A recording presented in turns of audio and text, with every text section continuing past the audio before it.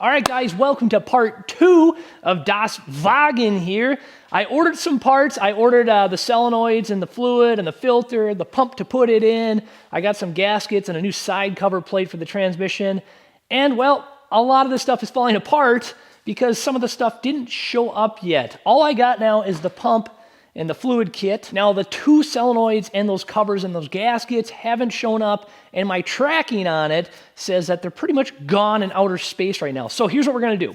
I have a lot of people commenting about just doing the fluid and thinking that that might actually remedy some of this issue, which it very well could be. So I think we're gonna gamble on that. I'm gonna put it all back together because those solenoids you could probably actually do in the car. And if not, it's not the end of the world to take this thing back apart. It's pretty simple to get to. And I need the hoist back. So we're gonna reassemble this thing. I'm also gonna change the oil and we can get this thing on a nice test drive. So let's gamble on it. Let's see, what are we out? I mean, we're out nothing at this point to just put the fluid in and try it. So I actually bought an entire kit online, which was pretty nice. This is Phoebe Bilstein, whatever you wanna call it, fluid. And this is supposed to be pretty equivalent to the OEM fluid. We got ourselves a nice brand new filter, and none other than the Prop 65 here. It may cause California in the state of cancer. And then we have a brand new pump to push this stuff in with the tool, because I didn't have that, so we can actually fill from the bottom. So let's get this thing back together and take it for a rip. See what happens. Okay, let's get this all uncovered quick. Try to remember where we left off here. Back to this old girl. Now we gotta put this gasket back. I remember I looked at this last time and it all looked pretty dang good. Just goes on something like that. And the screens, there's no debris. You know, I did see a guy talking about the solenoids online, and they're supposed to make that noise when you shake them. So both of those are doing what it's supposed to. And again, we're just going to put them back together because I didn't get those solenoids. I'll just go real slow here. Torque these down, save me some grief there. We're going back to the old beam style here. This is just a little gray area, but we're gonna be using it. 5 Newton meters is roughly like 60 inch-pounds. There's 60 inch-pounds and 60 inch-pounds. All right, now I got this electrical portion of the system on here. We gotta make sure all these little pins get lined back up on all these little solenoids, and we're just gonna push this down slowly. All right, now I can go back on with these little tiny screws. And now I can't find the actual torque specs for these things, so I'm just gonna have to put them in ever so slightly and just give them a little bit of tug in.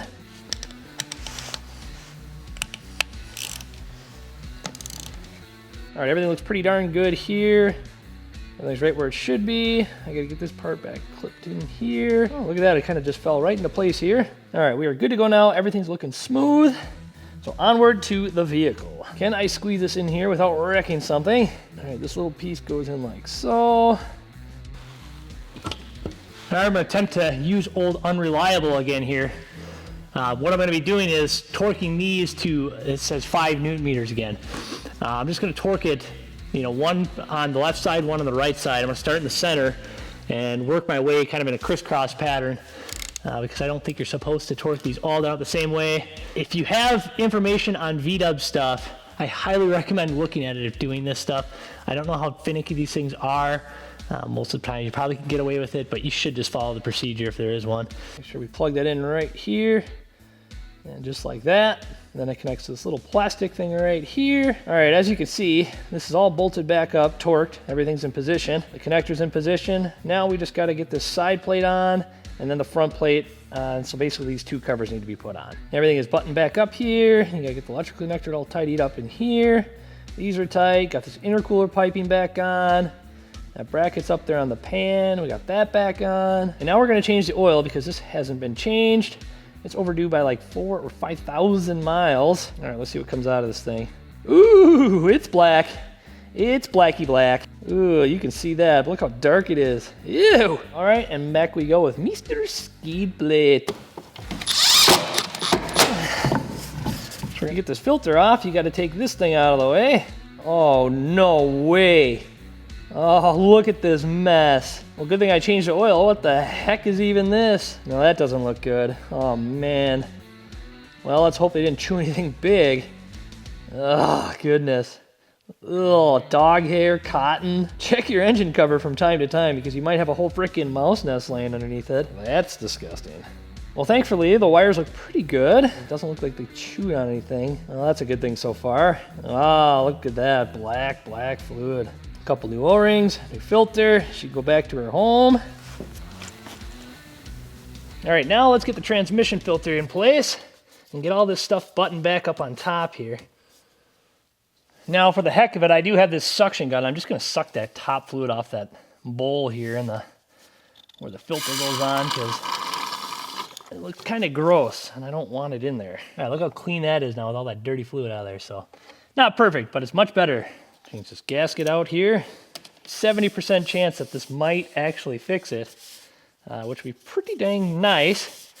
Let's send those other parts back then. Put a little fluid in this other seal right here, just so that doesn't rip or anything when it goes on. All right, filter is going down.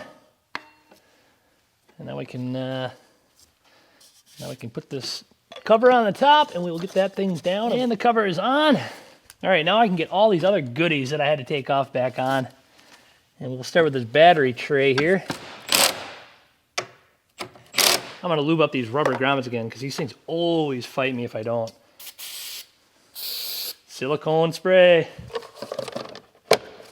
Mr. Battery can go back in. Take my little intake glove off. That seems to be building pressure somehow. It's kind of weird. And one. That can get clipped in. That can get zipped down. I always try to go really careful on these plastic ones. Everybody always gets on them with the gun and over torques them and strips them out. And then there's one vacuum line right here. Goes onto the air box, so I don't forget that. And then get this clamp and the battery connections. And battery's live. All right, let's get some fluid in this. All right, and now we are up underneath this thing. I got this old plug back in here like so. I'm gonna get this out. Now, all right, now that little plastic plug is in there now, which is what you want. And then you're gonna screw this special little tool they send with you. And it could thread right into this thing. And then we could put our pump right on the end of this and then pump all this fluid up into the transmission here. So get that in position like this. And then nothing left but pump 5 quarts of this German fluid in here, made in Germany. Does it smell like Germany? Oof, if that's what Germany smells like, then yikes. So now all we're gonna do is attach this portion of it onto the tool like this, tighten the clamp down, and then we could take our quart of fluid, and all we're gonna do is put this end in like so, and then we can start pumping this thing up. And just like this, we're putting fluid into the transmission with this pump, and it's actually gonna go pretty quick. And then I'm just gonna do the other 4 very quickly, and we're probably gonna lose a little bit of fluid when we take it apart, and that's okay. Let me blast the rest of these quarts then. All right, this next step is gonna be a little messy. I'm just gonna get this thing plopped under here, and we'll have to try to go as fast as possible and get that cover back on. We'll try not to lose too much fluid here. So I'm gonna get this part out, and then I'm just gonna quickly get this plug in here, try not to lose too much fluid, because then we're gonna have to run this thing. And for now, I'm just gonna snug this up a little bit. And then we gotta move on to the scan tool. All right, now I gotta get this scanner hooked up here. Get this key on.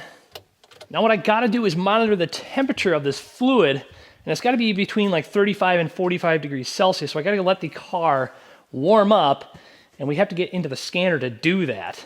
We're in our VDub, gotta go to transmission module, and we're gonna look at our live data here. Now I know on Volkswagen they do a little bit differently. They do it by channel sometimes. Not every scanner does this, but I'm gonna see if my Master ASE brain can remember this stuff.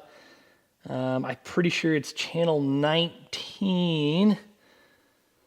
Yeah, it's gonna be that. Here we go. So we're at 48 degrees Fahrenheit. So let me just do the calculation here. So we're at like 48 degrees Fahrenheit, and the calculation gives us right around 95 to 113 degrees Fahrenheit. So that's where the temperature needs to be. So what we're gonna do is we're gonna fire this thing up until we get within that temperature, and then we'll open that plug up and allow that to drain off until it gets to like a small drip on that fluid, and then we can plug it back up, and then we're gonna reset the adaptations on the transmission.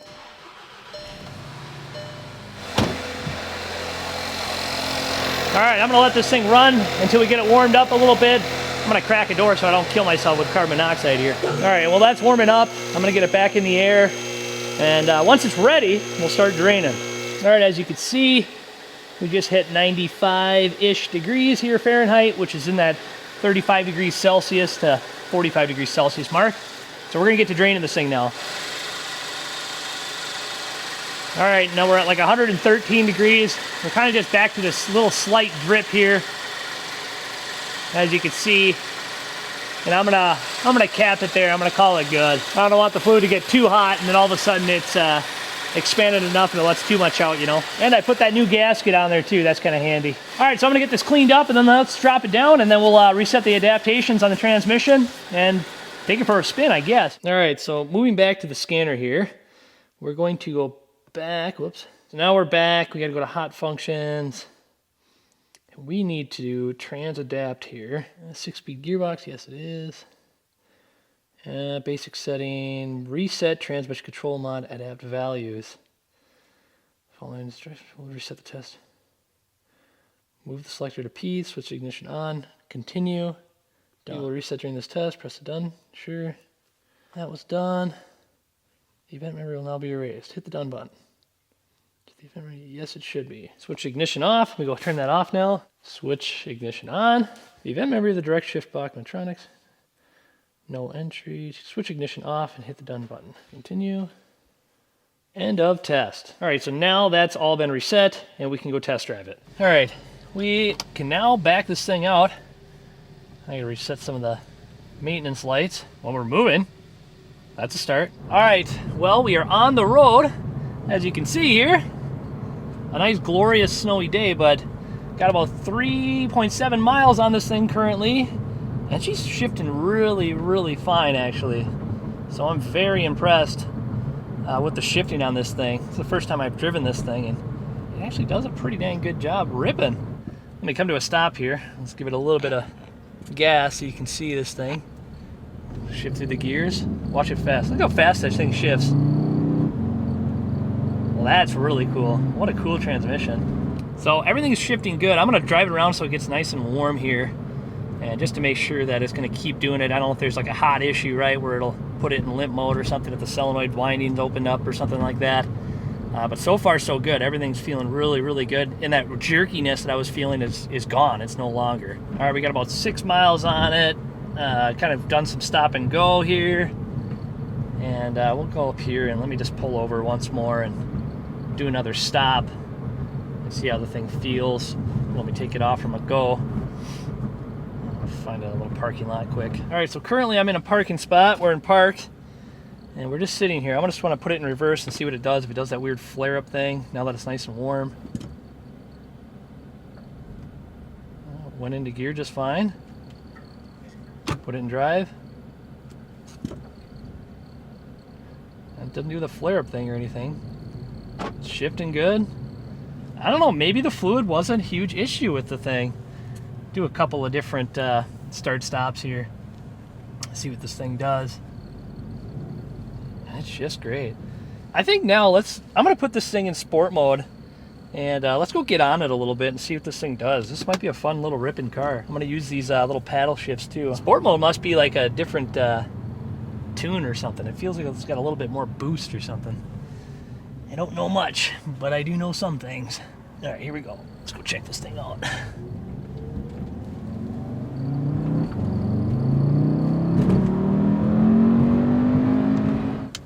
Try the paddles this time. Okay, let me downshift a second. Here we go. Man, the shifting is so fast. Oh man, that is cool. What a cool transmission, man. These are neat.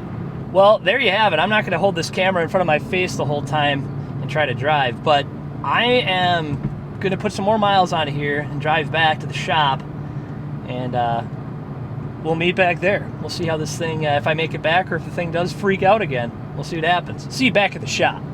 All right, one more launch.